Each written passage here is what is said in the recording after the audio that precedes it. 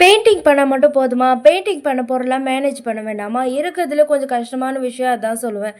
ஏன்னா வந்து நம்ம பெயிண்ட்லாம் வந்து மறந்து போய் விட்டுருவோம். அது ரொம்ப ட்ரை ஆயிட்டு, அப்படியே பேலட்டும், பெயிண்ட்டும் ஒண்ணா ஆயிடுற மாரி ஆயிடும் சில டைமு. நான் முக்கியமா அத தான் பண்ணுவேன்.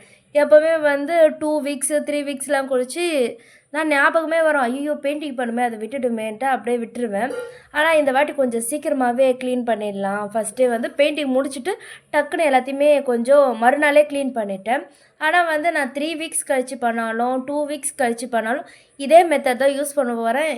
எப்பவுமே வந்து இந்த மெத்தட் யூஸ் பண்ணா எனக்கு ரொம்ப ஈஸியா இருக்கும். டக்குன்னு க்ளீன் பண்ணி முடிச்சுடுவேன். அதுபோல தான் எனக்கு வந்து எப்பவுமே வந்து எனக்கு புடிச்ச விஷயம் வந்து இந்த பெயிண்டிங் பண்றதுல இத பீல் பண்ணி எடுக்கிறது தான். அது வந்து ரொம்ப சாட்டிஸ்ஃபேக்ஷனா இருக்கும் பீல் பண்ணி எடுக்க. அதுவே வந்து நம்ப அந்த லேயர் வந்து திக்கா இல்லாம, தின்னா இருந்ததுன்னா, அது சொரண்டுறதுக்கே ரொம்ப கஷ்டம். அதெல்லாம் வாஷ் பண்ணுறதே கஷ்டம். அத எப்படி எனக்கு ஈஸியா வாஷ் பண்ணுறது, நான் உங்களுக்கு சொல்றேன். எப்பயுமே வந்து நாம பெயிண்டிங் யூஸ் பண்ணுற பேலட்டை வந்து ஒரு நார்மல் வாட்டரில் ஒரு 30 மினிட்ஸ்க்கு வந்து நான் ஊற வச்சுடுவேன். எனக்கு இந்த பீல் பண்ணி எடுக்கிறது ரொம்ப பிடிக்காதனால நான் பீல் பண்ணி எடுத்துட்டேன். நீங்கள் வந்து நார்மலாக வந்து ஊற வச்சிட்டாலே அது வந்து பெட்டர் தான். அதுவும் நல்லா தான் இருக்கும்.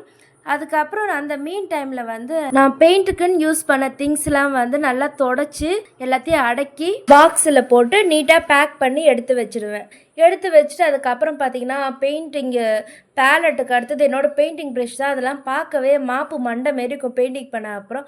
அதை வந்து நான் இந்த மெத்தட் யூஸ் பண்ணி தான் க்ளீன் பண்ணுவேன். அண்ட் அது வந்து நான் நியூவாக மாற்றுறதுக்கு இந்த மெத்தட் தான் யூஸ் பண்ணுவேன். எப்பவுமே வந்து லைட்டான சூடில் இருக்க தண்ணியில் சோப்பு இல்லை ஏதாவது வந்து சோப்பு லிக்விட் போட்டு நல்லா நுர வர மாரி அடிச்சுட்டு அந்த ப்ரெஷ்ஷை ஒரு 5 to 6 மினிட்ஸ் வந்து ஊற வச்சனால அந்த பெயிண்டிங்லாம் காஞ்சி ட்ரையான பெயிண்ட்டெல்லாம் வந்து சூப்பராக வந்துடும். அதுக்கப்புறம் வந்து நல்லா சூடாக இருக்க தண்ணியில் வந்து நான் க்ளீன் பண்ணியிருக்க பெயிண்டிங் ப்ரெஷ்ஷை ஒரு கரெக்டாக ஒரு 30 to 40 செகண்ட் வச்சுடுவேன்.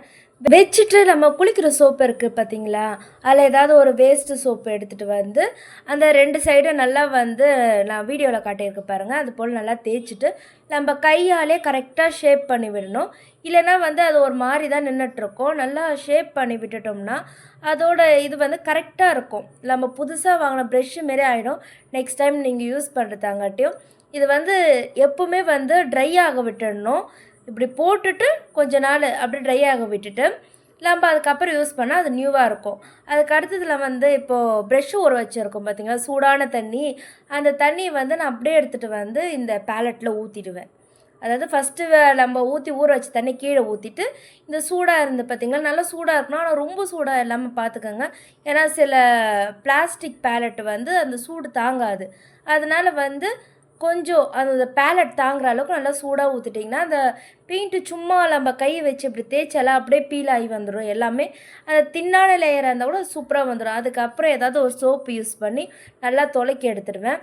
அதுக்கப்புறம் நெக்ஸ்ட்டு வந்து இந்த பாட்டில் தான் நான் யூஸ் பண்ணுறேன். பெயிண்டிங் பாட்டில், கிளாஸ் பாட்டில் உள்ளே வச்சு கையை துலக்கவே எனக்கு கஷ்டமாக இருக்கும். அதனால் வந்து நான் எப்போவுமே வந்து டூத் ப்ரஷ் யூஸ் பண்ணி சோப்பு வச்சு துலக்கி எடுத்துட்டேன்னா அது சூப்பராக இருக்கும்.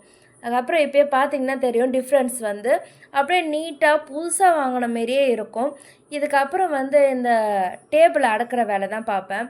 டேபிளில் இருக்க நம்ம ஆல்ரெடி வந்து அடுக்கி வச்சுருக்க பெயிண்ட்டு பாக்ஸு எல்லாத்தையுமே வந்து அடக்கி வச்சுருவேன். ஆனால் இதெல்லாம் வந்து எதுக்கு வச்சுருக்குனே தெரியல. இதெல்லாம் வந்து காலி டப்பா தான். ஃபுல்லாக பெயிண்ட் வைக்கிற அளவுக்குலாம் இல்லை. நான் வச்சுட்ருக்குது ஒரு 20லேருந்து 30க்குள்ளே. அதுவும் சேம் கலரே ரிப்பீட் ஆகிட்ருக்கோம். அதுமாரி பெயிண்டிங் தான் வச்சுட்ருப்பேன். இதெல்லாம் வந்து எதுக்காச்சும் ஒரு நாள் கிராஃப்டெல்லாம் பண்ணலாமேன்ட்டு அதெல்லாம் பத்திரமா வச்சுட்ருக்கேன். இது வந்து இந்த ட்ரே வந்து ஒரு அக்காது. அதான் பழம் எடுத்துகிட்டு வந்த அக்கா தான். அவங்களது பிடுங்கி கொடுங்க, நான் எனக்கு பெயிண்டிங்லாம் அடக்கி வச்சுருக்க வேணும்ன்ட்டு பிடுங்கி வச்சுட்டேன். ஆனால் இவ்வளோ கஷ்டப்பட்டு நான் க்ளீன் பண்ண இடத்த டேபிளை வந்து நான் யூஸ் பண்ணவே மாட்டேன். எப்போவுமே வந்து எனக்கு கீழே உட்காந்து கம்ஃபர்டபுளாக வரைஞ்சி பழகிடுச்சு. அதனால் வந்து நான் ஒரு டப்பா ஒரு பலகை வச்சு அழகாக கீழே உட்காந்து எல்லாத்தையும் வரைஞ்சிக்குவேன். எனக்கு அதுதான் ஈஸி. சரி, இதே போல் நான் நிறைய வீடியோவில் உங்களை பார்க்குறேன். நெக்ஸ்ட் வீடியோவில் பார்க்குறேன். Tata, bye bye.